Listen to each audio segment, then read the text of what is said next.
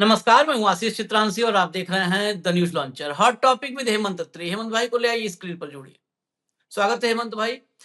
Gen Z के जिन्न ने मोदी और शाह को और पूरी टीम को, हालांकि टीम तो कव्वालों की है, उनका कोई उनकी अहमियत नहीं है, लेकिन इन दोनों को, जो अगुआ हैं दोनों, इन दोनों को इस कदर परेशान कर रखा है कि कोई समाधान नजर नहीं आ रहा है। समाधान की तलाश दिल्ली से लेकर नागपुर तक हर जगह की जा रही है। यहां तक कि संघ प्रमुख को ड्यूटी पर लगा दिया गया है कि जाओ तुम भी कुछ करो, कुछ करो, कुछ भी करो, इस डाल से उस डाल कुछ तो करो। कोई समाधान नहीं निकल रहा। जेनजी ने नाक में दम किया ही था, जेन अल्फा भी मैदान में आ गया है। हालांकि जेन अल्फा आज, कोई मैं ब्रेकिंग लेके नहीं आया हूं कि जेन अल्फा आज मैदान में आया है। जेनजी के तुरंत बाद ही जेन अल्फा उत्तर प्रदेश के फतेहपुर में सबसे पहली खबर आई थी, जब यूपी के फतेहपुर में जेन अल्फा मैदान में उतरा था। उसके बाद राजस्थान के 2-3 जिलों से एक के बाद एक खबरें आई। वो शुरुआत थी। उसके बाद उस शुरुआत का असर राजस्थान के 2-3 जिलों में देखने को मिला। जिस दिन ये जेन अल्फा का प्रतिरोध, इनका रेजिस्टेंस ये आम हो गया ना, तो फिर मोदी जी गुठलियों के दाम भी नहीं गिन पाएंगे। जिस दिन ये आम हो गया, ये अभी जेनजी का जो आक्रोश है वो आम हो चुका है पूरे देश में। मतलब कश्मीर से कन्याकुमारी, अटक से कटक, आप कहीं चले जाओ, जेनजी का इस समय माइंडसेट एक है। वो सरकार, हकमाल सरकार, उसको राइट टाइम करने पर उतारू है। और जेन अल्फा अगर उनके छोटे भाई उनके साथ जुड़ गए तो आप समझिए ये पावर डबल नहीं ट्रिपल होगी। फिर यहां पर 1+1 2 नहीं 11 हो जाएगा मोदी जी वाले गणित के हिसाब से। क्योंकि ये जनरेशन जेन अल्फा जो है ना, ये 2012 के बाद पैदा हुए बच्चे हैं। तो 2012 के बाद पैदा हुए बच्चे ये अभी मैक्सिमम 14 साल के हैं, मैक्सिमम। और ये अगली बार 29 में वोटर नहीं होंगे, लेकिन ये उस उम्र में होंगे, 16-17 साल की उम्र में, कि अपने घर वालों के नाक में दम कर दें। और ये जनरेशन वो भी नहीं है ना जो पिताजी के सामने ड्यूटी से आते समय घर में छुप जाती थी। हम लोग के दौर में होता था कि पिताजी शाम में 6 बजे 5 बजे ड्यूटी से आएंगे बाबूजी, तो उस समय कुछ भी कर रहे हो तो जा किताब खोल लो, लगता था पढ़ रहे हैं। ये जनरेशन अपने माँ बाप को भी गाइड करती है कि आप इस चीज से अनभिज्ञ हैं तो समझिए, अब ये समझाएगी। इसलिए ये जनरेशन 1+1 2 नहीं 1+11 करके दिखाएगी, 1+1 11 करके दिखाएगी।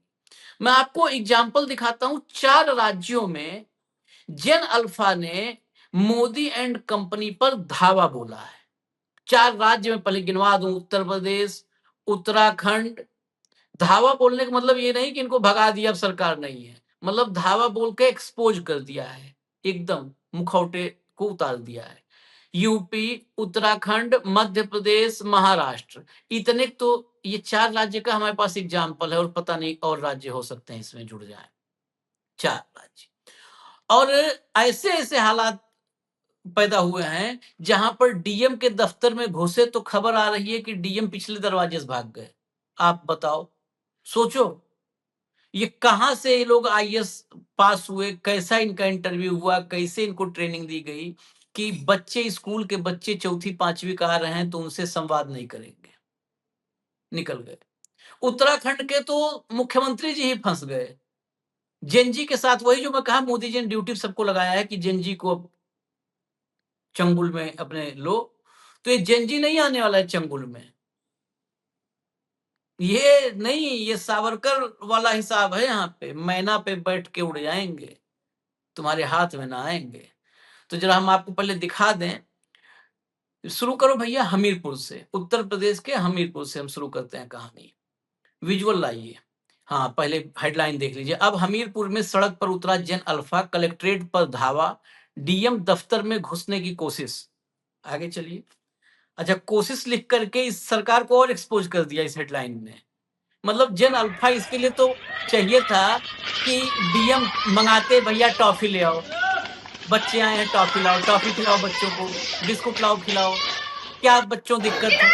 कोई भी मैं कह रहा हूँ, कोई बड़ा अफसर है, बताओ मेरे 5वीं 6वीं बच्चे हैं भाई। महिलाओं तक बवाल किए हैं कलेक्ट्रेट में। हाँ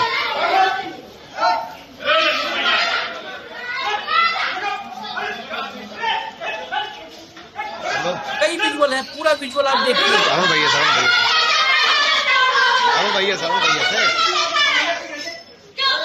कलेक्ट्रेट में।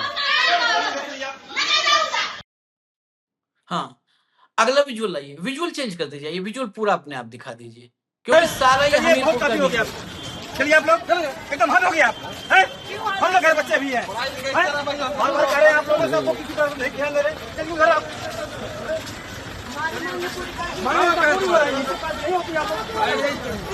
पर्दा निकाल रही है जो है।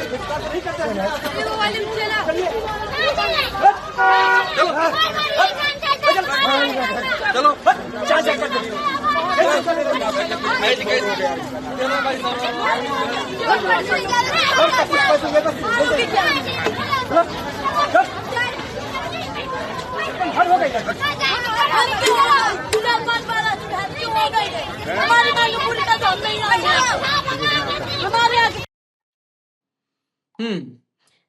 अगला विजुअल। आखिर आप लोगों ने ये गेट पे क्यों आप लोगों ने प्रदर्शन किया है? हमें डीएम साहब से बात करनी है।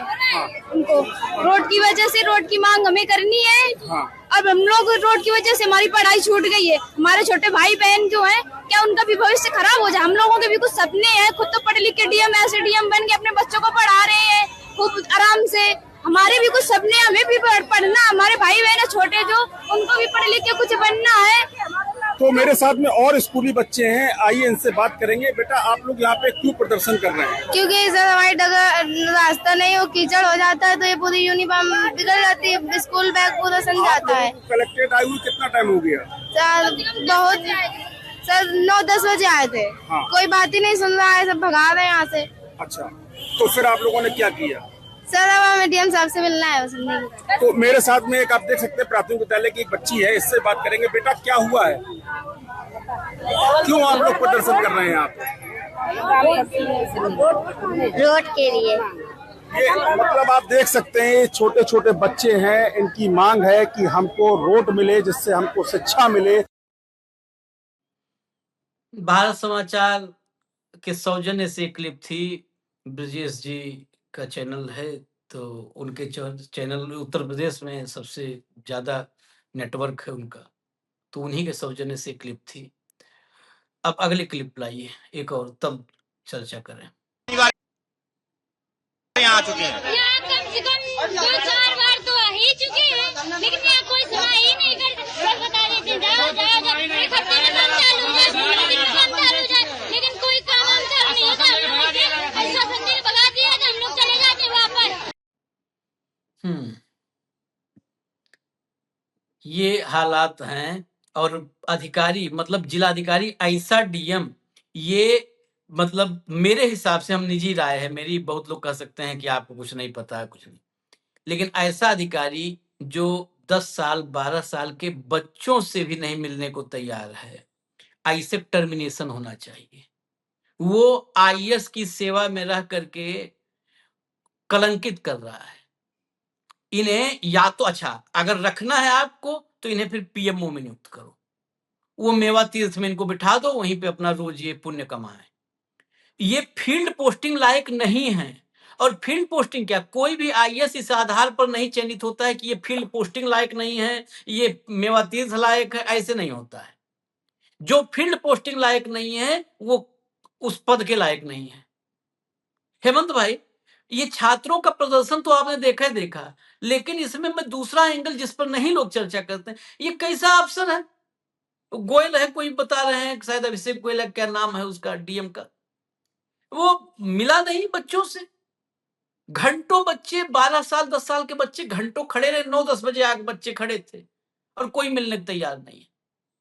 यार बच्चे थे, आप उनको तो खाली चॉकलेट खिला कहते कि बेटा घर जाओ, आप लोग पढ़ाई करो, हमारी जिम्मेदारी है, इतना बस कर देते हमारी जिम्मेदारी है, तुम्हारी पढ़ाई छूटेगी। अरे बेटा मैं हूं ना, इससे ज्यादा क्या, ये क्या कायरों की फौज देश में इकट्ठा हो गई यार हेमंत भाई। आशीष जी नमस्कार, आपको सारे दर्शक साथियों को भी। देखिए, बहुत ही एक ऐसे मोड़ पर ये देश आके खड़ा हो गया है जहां पर शिक्षा को, जहां पर जन सुविधाओं को, जहां पर पेयजल को और जो बेसिक एमिनिटीज थी आपकी जितनी भी देश के अंदर, और पूरे गवर्नेंस सिस्टम की हायरार्की को, उसको तबाह करने का ये प्रोजेक्ट चल रहा है पिछले 12 साल से। कोई हायरार्की नहीं बची। मंत्री टेलीफोन करके डीएम को ये कहता है कि तुम मेरा काम करोगे या मैं संघ से बोलूं। संघ मंत्री का बॉस, शपथ ली है मंत्री ने, और वो धमकी किसकी दे रहा है कि मैं संघ। और मंत्री, इनको अफसरों को भी ये पता है कि किसकी माननी है और किसकी नहीं माननी है। तो वैसे में जो इस देश का जो गवर्नेंस का सिस्टम था पूरा, एक हायरार्की थी कि भाई अगर इससे काम नहीं हुआ तो टीचर से नहीं हुआ तो प्रिंसिपल, प्रिंसिपल नहीं है तो बीओ, बीओ नहीं है तो डीओ, डीओ नहीं है तो एसडीएम, फिर डीसी, और ये सारी हायरार्की। उस सारी हायरार्की कोई मतलब ही नहीं बचा है। ना कोई सुविधाओं का ऑडिट है, ना किसी चीज का वो है। 94,000 से ज्यादा स्कूल केवल 10 साल में बंद हुए, संसद का जवाब। और ये विश्व गुरु बना के मानेंगे, इसमें भी आपको कोई शक नहीं। ये 10-10, 12-12 साल के बच्चे, और वो पुलिस वाला जाहिल क्या कह रहा है पता है आपको? जरा चलो चलो यहाँ बहुत हो गए, हाँ, हमारे घरों में ही बच्चे। इनकी संवेदनाएं खत्म, इनका जो इंसानियत के प्रति लगाव खत्म। आईएएस में क्या सिखाया जाता है? ये सिखाया जाता है कि बच्चे मिलने आ जाए तो पिछले गेट से भाग जाओ। आपने वो बाइट नहीं दिखाया, एक बार वो डीएम का भी बाइट दिखा दो। हाँ, और हाँ, वो जरूरी है, उसके बाद कोरिलेट हो पाएगा अच्छे से। नहीं वो जरूरी, हाँ ले आओ भैया, तो ले आओ। यह बच्चों का प्रदर्शन, हालांकि पता नहीं किसने लिखा है, हिंदी पत्रकारिता यही सब हो रही है। यह बच्चों का प्रदर्शन नहीं था, तकरीबन 100 लोग आए थे, मतलब एक भी सेंटेंस क्या, एक भी शब्द नहीं यहाँ पर शुद्ध है। उसमें ज्यादातर वयस्क थे, कुछ लोग अपने बच्चों के साथ आए थे, पहले भी यह लोग आ चुके हैं। शासन से धन आवंटित होते ही मांग पूरी कर दी जाएगी, तब तक अस्थायी तौर पर मिट्टी डलवाकर रोड को चलने के लायक बनवा दिया जाएगा। अभिषेक गोयल, डीएम हमीरपुर। अब जब पैसा आएगा तो कर देंगे, नहीं तो अस्थायी तौर पर मिट्टी डलवा देंगे। ये इन्होंने सुन लिया, आपने सुन लिया ना कि कितने बच्चे थे, बच्चे नहीं थे। अब जरा वो पोस्ट लाइए, जो है नरेंद्र जी वाला, नरेंद्र भाई का पोस्ट दिखाओ। तो नरेंद्र प्रताप बहुत जागरूक ये हैं। इन्होंने लिखा क्या, 4 किलोमीटर कच्ची सड़क की समस्या लेकर सैकड़ों स्कूली बच्चे और उनके पेरेंट्स हमीरपुर कलेक्ट्रेट पहुंचे थे। बच्चों से बात नहीं की गई। डीएम अभिषेक गोयल के पास 5 बच्चे मिलने आए तो डीएम ऑफिस के पिछले दरवाजे से निकलकर चले गए। डीएम साहब ने अखबार में दिए बयान में दलील दी है कि प्रदर्शनकारी बच्चे नहीं थे, उनके साथ सैकड़ों बड़े लोग थे। तो क्या दिक्कत है? गांव में क्या सिर्फ बच्चे रहते हैं? बच्चों को रोजी रोजगार से लेकर जरूरी काम से गांव से बाहर आने के लिए क्या सड़क की जरूरत नहीं है? नई जनरेशन से केंद्र सरकार को भी बात करनी पड़ी है। धर्मेंद्र प्रधान के इस्तीफे के बाद पूरी सरकार और हिंदू मुस्लिम करने वाले जेनजी और जेन अल्फा का दिन रात राग अलाप रहे हैं। और डीएम साहब, आपकी क्या जिम्मेदारी है? नौकरशाहों की यह कार्यशैली सरकार के खिलाफ जनता में जहर बो रही है। अब इसमें एक और सवाल है, वो कह रहे हैं कि बच्चे नहीं थे वहां पे, वयस्क भी थे। अच्छा एक बात बताओ, अभी हम जेनजी की बात, हमने जन अल्फा की बात की 2012 की पैदाइश से, मतलब मैक्सिमम उम्र 13-14 साल है। 13-14 साल के बच्चों को छोड़ दिया जाए कि जाओ बच्चा जाओ, मतलब उनके साथ उनके माँ बाप अगर चल आ जाएंगे, बच्चों के माँ बाप अगर आ जाएंगे तो ये सुनेगा नहीं, गोयल नहीं सुनेगा। हेमंत भाई, यही ट्रेनिंग है, यही ट्रेनिंग है। और कोई संघ का प्रचारक टेलीफोन कर दे तो बजट भी आ जाएगा और सब कुछ हो जाएगा, जहां चाहेंगे वैसे करते। संघ की कोई इवेंट हो तो ये भाई साहब खुद खड़े हो जाएंगे जाकर पूरे एडमिनिस्ट्रेशन के साथ। और बच्चों का जो बेसिक चीज, एक स्कूल तक पहुंच नहीं पा रहे, सड़क का रास्ता खराब है, और शिकायत क्या है कि बच्चे नहीं थे, उनके साथ बड़े थे। तो आपका सिस्टम क्या कर रहा है? सड़क टूटी हुई है तो आपको पता नहीं लगता क्या? आपका कोई फीडबैक का सिस्टम नहीं है, आपका कोई अकाउंटेबिलिटी का, गवर्नेंस का कोई सिस्टम नहीं है। पहली बात तो ये स्थिति क्यों आई कि बच्चों को वहां तक खाना पड़ा या बड़ों को वहां तक खाना पड़ा? आप क्या कर रहे थे? ये जो जेन अल्फा है ना आशीष भाई, ये देख आपको समझना पड़ेगा इस पूरे खेल को। अब इन बच्चों ने अब ये धार लिया है कि बड़े को तो उठ बैठ देख ली, प्रशासन की भी देख ली और सरकार की भी देख ली। अब हमें खुद आना पड़ेगा। और आपने तमाम मैंने आपने पहले भी शो किया था, यूपी का ही जिला था, बिहार का जिला था और राजस्थान का जिला था, कैसे 24 घंटे के अंदर पंखे और ठुटियां लगी, देखा आपने किस तरीके। इंटर कॉलेज का मामला था। तो ऐसा नहीं है कि चीजें हो नहीं सकती, इनको ये बात समझने में समय लगेगा इस ब्यूरोक्रेसी को। ब्यूरोक्रेसी आज की तारीख में सेवा के भाव से काम नहीं कर रही है, विशुद्ध तौर पे मेवा के भाव से काम कर रही है। या तो उसको कोई जो मलाईदार पोस्टिंग दिला दे, ढंग की जगह लगवा दे, या उसके बाकी जो वेस्टेड एजेंडे हैं उनको पूरे करा दे। और वो कौन करा सकता है? वो ये बेचारे बच्चे तो करा नहीं सकते। गवर्नेंस की तो आपकी किसी तरीके की अप्रेजल हो नहीं रही है, आपकी अप्रेजल तो चमचागिरी की हो रही है। जहां जहां डबल इंजन की सरकार है पूरे देश के 22 राज्यों को, वो बर्बादी और तबाही की गारंटी है शिवराज। आप तो उत्तर प्रदेश के इस गांव की बात कर रहे थे, हमीरपुर की, आप छोड़ दीजिए सारी बात। जिन राज्यों के अंदर 25-25 साल से सरकारें हैं, अभी वो जो बीच में छोटा सा एक वीडियो आ गया था गलती से, अगर आप उसको देखेंगे तो उसको मिड डे मील में मध्य प्रदेश में नमक और रोटी बच्चों को दी जा रही है। और आज मैं देख रहा था योगी की सरकार हर दिन गाय के लिए 50 रुपए देती है और मिड डे मील के लिए 6 रुपए देती है। 6 रुपए में आपका न्यूट्रिशन होगा। तो गाय के लिए पैसा तो कोई बुराई नहीं है, लेकिन बच्चों को क्यों मार रहे हो? सड़क इनके लिए नहीं है, स्कूल इनके लिए नहीं है, शौचालय इनके लिए नहीं है, शिक्षक इनके लिए नहीं है, सब कुछ खाली है। और विश्व गुरु बना के माने। द मिंट की रिपोर्ट भेजी थी मैंने, अगर हो सके तो एक बार दिखा दीजिएगा। अभी दिखाते हैं उस पे हम, अभी सब द मिंट की रिपोर्ट तब दिखाएं जब पूरी तस्वीर सामने आ जाए। और एक बात और भी समझिए आप कि ऐसा नहीं है कि जिन जगहों पर डिमांड पूरी की गई, पंखे वगैरह का आप बात कर रहे हो, कि उस सरकार ने लगवा दिया ना। कुछ जगहों पर संवेदनशील अधिकारी हैं, हर जगह ये अभिषेक गोयल थोड़ो है। तो जो संवेदनशील अधिकारी हो कहे कि यार 3री क्लास के बच्चे हैं, वो कह रहे हैं पंखा नहीं पंखा नहीं पंखा नहीं। अरे पंखा लगवाओ यार, 10,000 रुपए में तो स्कूल भर में पंखा लग जाएगा, तुरंत पंखा लगाओ। डीएम के पास इतना अथॉरिटी नहीं होती हो तत्काल प्रभाव से कर दे। ये सरकारों के पास जाता तो कभी नहीं योगी आदित्यनाथ के पास से होता, ये भी मान लो आप। योगी आदित्यनाथ की तो सारी सच्चाई उनकी गवर्नर बताएगी भाई, गोरखपुर की उसे सारी तो सच्चाई बता के चलेगी। हाँ, ये लगता पता है, वो तो ईगो पे आ जाता कि अरे अब ये छोटे छोटे बच्चे, इतने इतने बच्चे, ये भी हम पर सवाल उठाएंगे। वो ईगो पे आ जाता मामला। वो तो अधिकारी वहां के, मैं जो भी अफसर रहे हूं वहां के, वो गोयल नहीं थे, तो वो धन्यवाद के पात्र हैं कि बच्चों को सुन लिए। अगला लाओ भैया, तो अगला लाओ। ये देखिए, विदिशा मध्य प्रदेश, सिरोंज विदिशा की छात्राओं का प्रदर्शन बता रहा है कि अब जेनजी के बाद जेन अल्फा भी अपने हक की आवाज उठाना सीख गई है। बच्चों को लूटना बंद करो, हमारा किराया कम करो। बच्चों की आवाज दबाने के बजाय उनकी जायज मांगे मानो। विजुअल दिखाइए, ये सिरोंज विदिशा।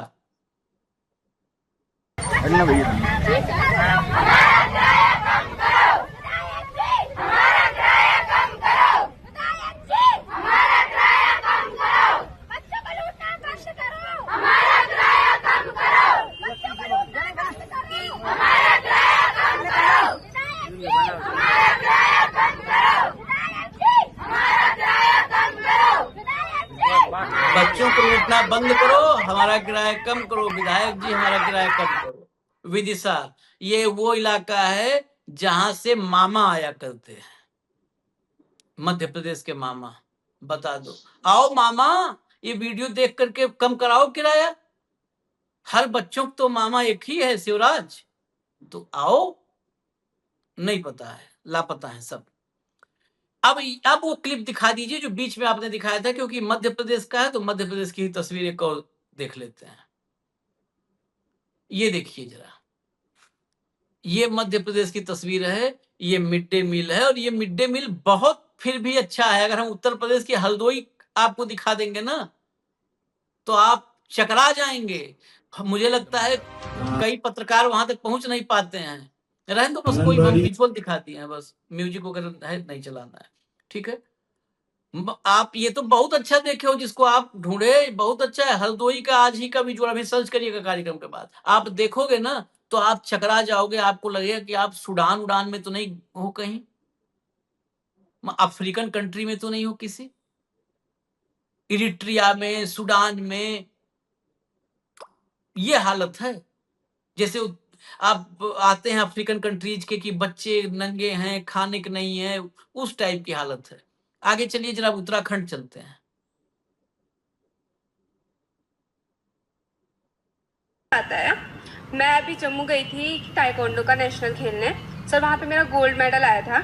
वहाँ से मेरा इंटरनेशनल के लिए सिलेक्शन हुआ था सर, लेकिन वहाँ पे पैसे मांग रहे थे। इंटरनेशनल के लिए सिलेक्शन हुआ था, वहाँ पे पैसे मांग रहे थे मुझे 1.5 लाख, तो जिसकी वजह से मैं इंटरनेशनल खेलने नहीं जा सकी। अच्छा, चलो चलो बेटा, अभी है, बैठ जाओ, बैठ जाओ। कौन सी स्कूल की है? CMI। ठीक है, नोट कर ले नाम, है ना, एक बार देख ले। आकांक्षा बेटी के उनके बाद में एक बार चेक कर लीजिए। हालांकि मुख्यमंत्री की भी आवाज नहीं निकल रही, और गंभीरता क्या कि नोट कर लें, एक बार देख लें, एक बार देख ले। नहीं, यहाँ पर यहीं पर तो आपकी इंटेंसिटी पता चलती कि आपको कितना परवाह है। कुर्सी छोड़ दिए होते, कौन है उस स्कूल में? भाई, हम लोगों ने देखा है ऐसे ऐसे मुख्यमंत्रियों को। और दूर छोड़िए, मायावती को भाजपा ने बैठा दिया ना ऐसे स्थिति में कि अब कुछ नहीं बोलती हैं। नहीं तो मायावती थी वो मुख्यमंत्री जो ऑन स्पॉट फैसला करती थी, हम लोग देखा हुआ है। डीएम को ऐसे ही खड़े खड़े कहती थी, चल सस्पेंड, निकाल। वो स्कूल कहाँ, होनोलुलु में है, कहाँ पे था? 1 मिनट में नहीं डीएम को कि डीएम आओ फोन पे, पता करो इस स्कूल में कैसे मांगा 25-1.5 लाख रुपया, इंटरनेशनल पे सिलेक्शन हुआ था। ये है इनका चेहरा, इनका चेहरा। और दिखा दो सतपाल महाराज के इलाके के विजुअल उत्तराखंड में दिखाओ। दुनिया का दुख दूर करते हैं प्रवचन दे के सतपाल महाराज। अपने इलाके में जितना पैसा उनके पास है, छोड़ो सरकारी फंड, अपने पैसा सतपाल महाराज व्यवस्था कर सकते हैं। ये देखिए पानी का बहाव देखिए, ऐसे मौसम में बरसात में क्या हालत होती है। पहाड़ों में जाते होंगे जो लोग, पता होगा। बहाव देखिए, ये स्कूल जाने के लिए पत्थर पत्थर छांट करके, एक एक पत्थर जंप करके इन बच्चों को आना पड़ रहा है। एक बार अगर एकाएक पहाड़ों में एकाएक पानी आता है, एक बार पानी आ जाए तो पता नहीं क्या हो जाएगा अगर एक बहाव आ गया तो। सारा फ्लैश फ्लड का प्रोन एरिया है भाई, एक झटके में ये बच्ची मिलेंगी भी नहीं आपको। हाँ, फ्लैश फ्लड आता है इस मौसम के। ये सतपाल महाराज की कंस्टिट्यूंसी उत्तराखंड के, और मुख्यमंत्री की हालत आपने देख ली। आवाज नहीं निकली। ये तो होना क्या चाहिए था, उस बेटी से वहीं पे नाम लिवाता, तुरंत पुलिस को कह के उसको अरेस्ट करके अंदर दो, बाद में बाकी चीज देखेंगे। हाँ, अरे तत्काल एक्शन भाई। चेहरा देखा, आपको समझना पड़ेगा ये नौटंकी क्या हो रही है। प्रधानमंत्री की रील शुरू हुई थी 23 तारीख को, अगर आपको याद ना हो तो तारीख बता देता हूँ। उसके बाद 4 रील आई। उसके बाद श्रीमान मोहन भागवत पहुंचे बॉम्बे में नीता अंबानी ऑडिटोरियम के, और उसके बाद सारे मुख्यमंत्री ऐसे ही राज्यों के अंदर जैन जी और जेल अल्फा से मुलाकात करके नाटक कर रहे हैं। हरियाणा में भी चल रहा है, हर जगह चल रहा है। कोई इनसे ये पूछे कि जिस जिले में जा रहे हो कम से कम वहां का तो ऑडिट करा के चले जाओ, वहां क्या समस्या है उनको तो ठीक कर लो पहले। आप जब किसी मीटिंग के लिए जाते हो किसी जिले में जैन जी से वो करने के लिए, स्कूल या कॉलेज जिस भी लेवल के बच्चों से आप मिल रहे हो, कम से कम वहां का फीडबैक तो ले जाओ कि वहां क्या क्या है, किस किस तरह की प्रॉब्लम है, और वहां मौके पे कुछ समाधान तो कर दो। क्यों नौटंकी रच रहे हो आप? मोदी ने रील से शुरू किया था, और ये जो आप देख रहे हो ना इसमें जो धामी बैठा हुआ है, ऐसा अपना नायब सैनी भी रोज कर रहा है तमाम मुख्यमंत्रियों के। यहाँ तो दिल्ली से टास्क जाता है ना, स्टेट्स के अंदर जो डबल इंजन है आपका, माफ कीजिएगा वो इंजन कुछ नहीं, वो सारे डब्बे ही हैं, और इंजन केवल एक है दिल्ली के अंदर जो बैठा है, जिसमें नंबर 1 पे डंकापति है, और उसका ओवरऑल संचालन किसके पास है वो आज आपने संसद में देख लिया। जो ये बता रहा था कि 2 बजे तक स्पीकर को चिट्ठी लिख दो, 3 बजे तक चर्चा शुरू कर लो, कल 3 बजे में जवाब दूंगा, फिर स्पीकर को घर भेज दो। यार स्पीकर की क्या जरूरत बची है? बताओ आप, मैं गलत कह रहा हूं तो? आप इतने पुराने आदमी हो, हमने तो संसद में धक्के खाए 20 साल, मैंने तो कभी नहीं देखा ऐसा कि कोई मंत्री डिक्टेट कर रहा है कि कैसे क्या करना। ये देश ऐसे चल रहा है बॉस, जैसा मैंने आपको शुरू में कहा कि यहां पर गवर्नेंस को बर्बाद करने के लिए आए थे, तभी तो इस देश में 2 वर्ग बनेंगे, एक अडानी और एक ये नमक खाने वाले, बीच की सवारी नहीं। सतपाल महाराज की कंस्टिट्यूंसी में अगर बच्चियां इस फ्लैश फ्लड प्रोन एरिया से पैदल जा रही हैं, एक चैंपियन बच्ची उत्तराखंड की जो गर्व हो सकती है, उस बच्ची से पैसे मांगे जाते हैं इंटरनेशनल के लिए, और मुख्यमंत्री वहां पर क्या कर रहा है? ये व्यक्ति मुख्यमंत्री बनने के लायक है क्या? है? ये रिस्पॉन्स होता है? एक छोटी सी बच्ची जिसका आप बेटी बचाओ बेटी पढ़ाओ का नाटक करते फिरते हो सुबह से रात तक पूरी भाजपा, वो इतनी गंभीर शिकायत दे रही है आपको और उसको कोई फर्क ही नहीं पड़ रहा है। वरना उसके साथ जो टीम चलती है डीएम से लेकर के, वो क्या एक्शन होना चाहिए था कि ये मीटिंग खत्म, इंटरेक्शन खत्म होने से पहले मुझे वो बंदा मेरे सामने चाहिए। गलत कह रहा हूं या ठीक कह रहा हूं? देहरादून की इवेंट है, बच्ची देहरादून में ही पिट रही होगी, पैसे वहीं मांगे होंगे, किसी गांव में तो भेज नहीं रहा कोई विदेश में। तो ये सारी स्थिति आपको देखनी पड़ेगी। इस पूरे देश में जो स्थिति क्रिएट ये लोग कर रहे हैं, बेसिकली अब एक चीज बड़ी तय होगी आशीष भाई, जेन जी हो चाहे जेन अल्फा हो, अपने वाली पीढ़ी का तो सबने देख लिया कि उनके पल्ले क्या है, सबने देख लिया। कुछ कसर बच गई हो तो आज जो संसद में जलालत हुई है आपके स्टेनोग्राफर्स मीडिया की, वो आपने देख ली होगी, मुझे पता है आप अलग आदमी। राहुल गांधी ने अलग से बताया, प्रियंका ने तो बिल्कुल ही धो के रख दिया। चूहा कहा, चूहा। हाँ, और फिर वो मोहतरमा सॉरी कर रही थी, वह बेशरम। अमित शाह का ट्वीट वो देखा था बोलते हुए, 2 माइक लगा दिए साथ में, उसने जो बोलना था बोल के चला गया, चू नहीं की किसी ने। और राहुल गांधी को जो किया, प्रियंका से फिर आज पूछ लिया कि सदन क्यों नहीं चल रहा है। ये जो चीज है ना, ये सारा का सारा सिस्टम कैप्चर कैसे किया गया है। पहले संवैधानिक संस्थाएं, फिर आपका चौथा पाया जिसको आप मीडिया कहा करते थे, और अब पूरा गवर्नेंस का सिस्टम, सारे को नष्ट करते हैं। उसको अगर कोई बचा सकता है तो उसको ये जेन जी और जेन अल्फा। शांतिपूर्ण तरीके से विरोध करना हर व्यक्ति का मौलिक अधिकार है, ये गांधी जी हमें सिखा के गए। इसका इस्तेमाल क्यों नहीं करना चाहिए? सरकारी अधिकारियों के सामने, नेताओं के सामने कब तक हाथ जोड़ते रहोगे आप, मुझे बताइए।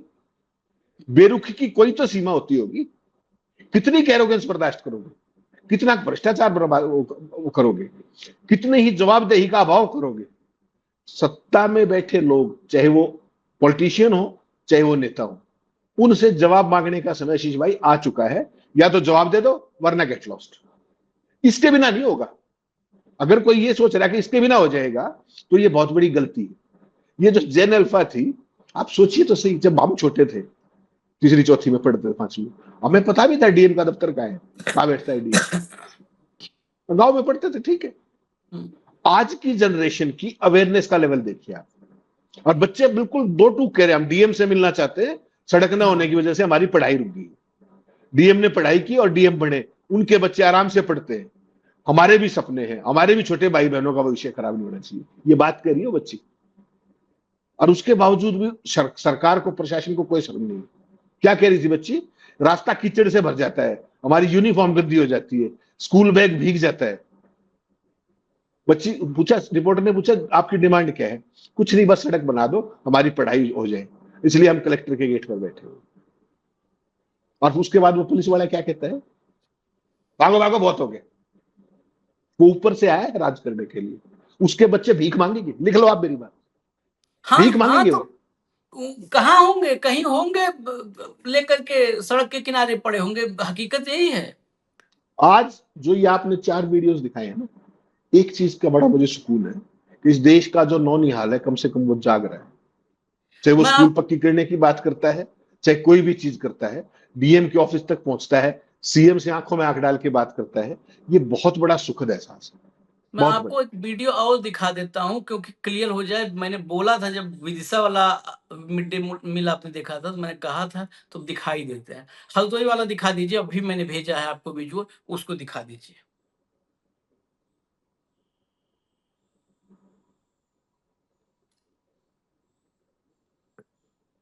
देखना, प्लेट देखना बस भैया। ये हरदोई का टणियावा ब्लॉक, हरदोई जिला है, हरदोई में टणियावा ब्लॉक है, उसमें कोटरा प्राइमरी स्कूल है, पूरे डिटेल के साथ है। इसको सुप्रिया श्रीनेत वगैरह सबने इस वीडियो को डाल दिया है। ये सूखा जला हुआ सूखा चावल है, कुछ भी नहीं है इसमें। नमक हो सकता हो क्योंकि नमक का रंग उस चावल में नहीं पता चलेगा। बिल्कुल सूखा, उसमें कुछ नहीं है। इवन अगर इसमें पानी ही डाल दिया होता तो कम से कम गले के नीचे उतर जाता। पानी में सान के खिला देते तो गले के नीचे उतर जाता। सूखा जला हुआ चावल प्लेट में रख दिया है, वो खा रहे हैं बच्चे। ये है। और वो एक मुख्यमंत्री है इस प्रदेश का, कहता जब हो वो परिवारवादी, नमाजवादी, फलाना था, हम सनातन के दुश्मन ये सब हैं, हम रोकने आए हैं। अरे तुमने तो वो नाश किया, उस सनातन और उस भगवान को कोसने की अब जरूरत पड़ जाएगी। देखो, हमें तुम देशद्रोही, धर्मद्रोही जो घोषित करना कर दो, हम तुम्हारे सर्टिफिकेट के मोहताज नहीं है। एक लाइन की बात सुन लो, जिस धर्म का बच्चा जला सूखा चावल 3 साल 4 साल का बच्चा खा रहा है ना, लानत है ऐसे धर्म के बेचने वाले जो विक्रेताओं पर, जो गोदाम खोल के बैठे हैं, सुपर स्टॉकिस्ट बन के बैठे हैं। डूब मरे चुल्लू भर पानी में, और चुल्लू भर पानी भी साफ नल का नसीब ना हो डूबने के लिए उन्हें। देख रहे हो तस्वीर हेमंत भाई? देख लो आशीष भाई, देखो उसका उनका कोई कसूर नहीं है। जब गवर्नेंस के मॉडल पे अगले आए ही नहीं, अगले तो नारे बेच के आए, साफ साफ हिंदू मुस्लिम करके आए, अब बता के आए हैं कि कपड़ों से पहचानो, बता के आए हैं मंगलसूत्र। उसके बाद हमने सत्ता सौंपी है तो वी डिजर्व इट। कम से कम ये जो जेन जी और जेन अल्फा ही आपकी आंख तो खोल रही है। बड़े तो अभी भी कावड़ों में ही लगे हुए भैया। देख लेते जरा, कावड़े पहले भी आती थी इस देश के अंदर। पूरे गदर जो मचा रखा है पूरे उत्तर भारत के अंदर, कल्पना कीजिए आप। पहले भी लाखों कावड़ हम तो बचपन से देखते हैं, हमारा तो एरिया है ये सारे का सारा।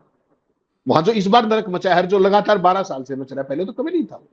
तो अगलों को तो कावड़ी वो जेनजी चाहिए इनको, जो आपने गाड़ियां तोड़ते हुए देखे थे, जो हरिद्वार के घाट पे नशा करे बेहोश पड़ा हुआ था, इनको वो चाहिए। जो सारे रास्ते उपद्रव करते आते हैं वो चाहिए इनको। और शिक्षा की बात तो भूल ही जाइए। शिक्षा को तो एजेंडा करके बर्बाद करना है। जो जेएनयू जैसी यूनिवर्सिटीज थी, उनमें कैसी कैसी वाइस चांसलर लगा के, इलाहाबाद यूनिवर्सिटी का आपने 2 दिन पहले देखा किस तरीके से वो था। आप कल्पना तो कीजिए भाई, अगर इस देश में शिक्षा पे, इस देश का अगर भला होना, सबसे पहले ये संघीय वाइस चांसलर खरीदने पड़ेंगे। एक एक चुन के ला रखा है। क्या क्वालिफिकेशन होती थी? 10 ईयर्स एज प्रोफेसर, वो वाइस चांसलर लगेगा।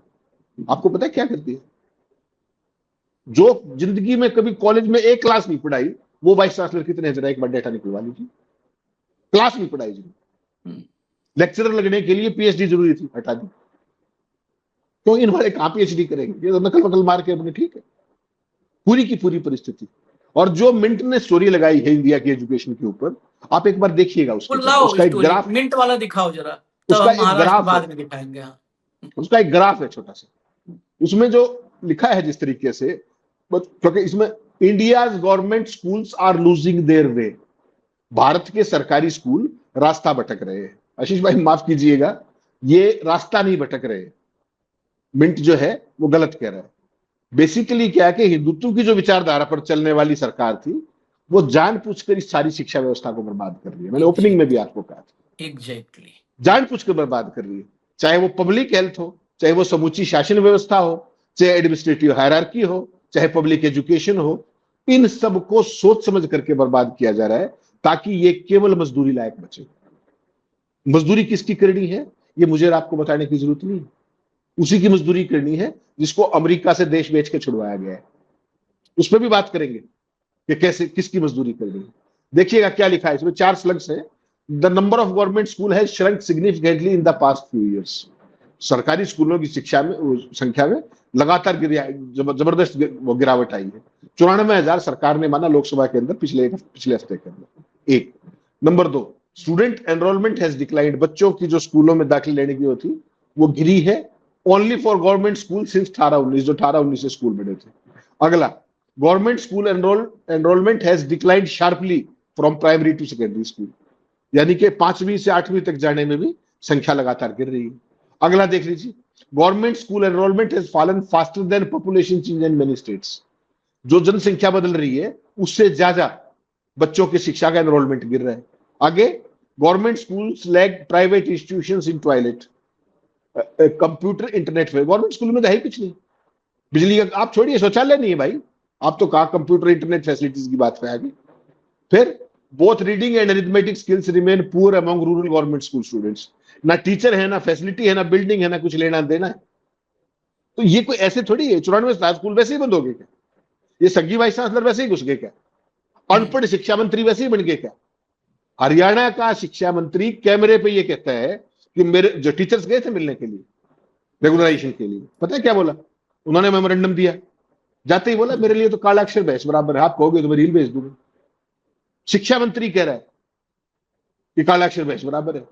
2 महीने पहले चैलेंज कर रहा था कि अंग्रेजी से बात करके देख लो। ऐसे ऐसे नगीने ढूंढ के बिठाए वहां पे। अगर कोई पढ़ा लिखा बिठा दिया तो आरएसएस की मानेगा नहीं। तो ऐसे कुपड़ों का पूरे उसमें है। तो इसलिए जो यूथ है बेचारा ये सड़कों पे धक्के खा रहा है। जनजी से लेकर के नौनिहाल सारे के सारे सड़कों पे है। सरकार का अपना एजेंडा चल रहा है। धर्म सब स्कूल बंद हो जाएंगे। इस देश में 1 लाख स्कूल ऐसे हैं जो एक शिक्षक के भरोसे चल रहे हैं। 90-94 हजार स्कूल बंद हो गए। क्या अगर रिकॉर्ड आप सुनोगे तो आगे ये मान लो कि आपके बच्चे पढ़ नहीं पाएंगे। और आखिर में जरा दिखा दीजिए, हमने उत्तराखंड, यूपी, मध्य प्रदेश दिखा दिया, जरा दिखा दीजिए महाराष्ट्र। अभिजीत का ट्वीट दिखाइए। Students are demanding bus transport because their school is 7 kilometre away when simply reaching school becomes a daily hardship. What hope are we giving these children for their future? 7 kilometre दूर है, उसके लिए देखिए। वो भी चला दीजिए, वीडियो चला दीजिए। वो भी ये महाराष्ट्र का है। आम्हाला आमच्या गावापासून शाळेपर्यंत जाण्यासाठी एसटी महामंडळ सुरू करून हवी आहे। माझे नाव टीना वैकुंठी आहे। मी खेतापूर या गावची आहे। आमच्या गावापासून आमची शाळा 7 किलोमीटर अंतरावर आहे। आम्हाला जायला खूप तकलीफ होते, म्हणजे आमच्या गावचा रस्ता खूप खराब आहे। आम्ही सायकलनं जात असल्यामुळे आमची सायकलच्या पंचर, चकाडक असं समस्या येतात वारंवार। आम्ही पाण्या पावसात पैदल जाते, म्हणून आम्हाला बसची समस्या आहे। आमच्या गावात एसटी महामंडळ सुरू करून द्यावे आणि आमच्या गावचा रस्ता सुधारून द्यावे, ही आमची मागणी आहे। चलिए, इजाजत दीजिए हमें। अगले कार्यक्रम में हम फिर आ रहे हैं। धन्यवाद हेमंत भाई, बहुत बहुत धन्यवाद। नमस्कार।